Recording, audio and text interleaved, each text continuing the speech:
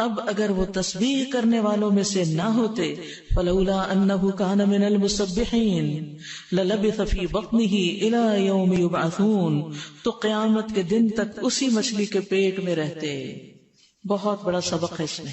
کیا کہ اس تسبیح کی وجہ سے وہ مچھلی کے پیٹ سے نکلے، مصیبت سے نجات پائی. کیا ہے تسبیح؟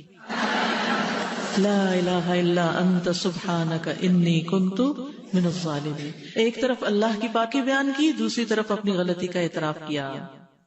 تو اللہ سبحانہ وتعالی نے ہمیں خبر دی ہے کہ وہ وہاں تسبیح کر رہے تھے، وہ نماز نہیں پڑھ رہے تھے وہاں، یا کچھ اور نہیں کر رہے تھے، تسبیح کر رہے تھے، کیونکہ مچھلی کے پیٹ میں اور کیا کر سکتے تھے. اور یہ تسبیح کرنا ہی ان کی نجات کا سبب بن گیا.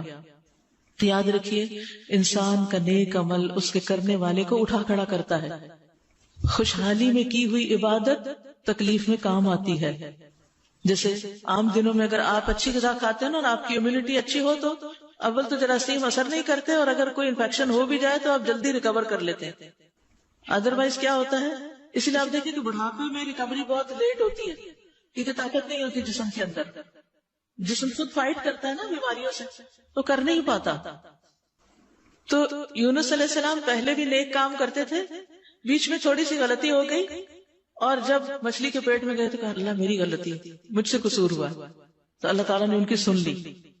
تو نیک اعمال جو ہوتے ہیں وہ انسان کی مصیبتوں کو دور کرنے کا ذریعہ بھی ہوتے ہیں. یاد کریے ان 3 لوگوں کا قصہ جو ایک سفر پہ جا رہے تھے، بارش ہوئی تو ایک غار میں چلے گئے، اور اتنے میں کیا ہوا، پتھر اوپر سے آ کے گرا اور دہانا بند ہو گیا اور وہ اندر قید ہو گئے. تینوں نے زور لگایا، پتھر ہلنے کا نام نہیں لے رہا تھا. اب موت یقینی تھی، تو انہوں نے کیا کرنا شروع کیا، دعا کرنی شروع کی. دعا کیسی کی، اپنے نیک عمل کو وسیلہ بنا کے، اللہ میں نے جو یہ اور یہ کام کیا تھا اس کی وجہ سے میری اس مشکل کو آسان کر دے. اسی لیے جب آپ چاہیں کہ آپ کی کوئی مشکل آسان ہو، ایک طرف تسبیحات، دوسری طرف صدقہ خیرات، اور ساتھ اس کی دعا.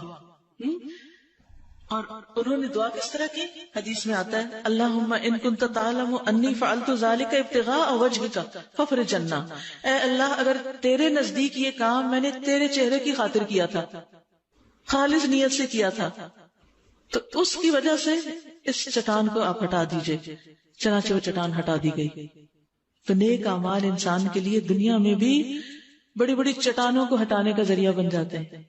ہم اکثر کہتے ہیں نا بندش ہے، رکاوٹ ہے، کہتے ہیں نا، کوئی بندہ ہی ہوگا جو کہے کہ کوئی رکاوٹ نہیں ہے میری زندگی میں.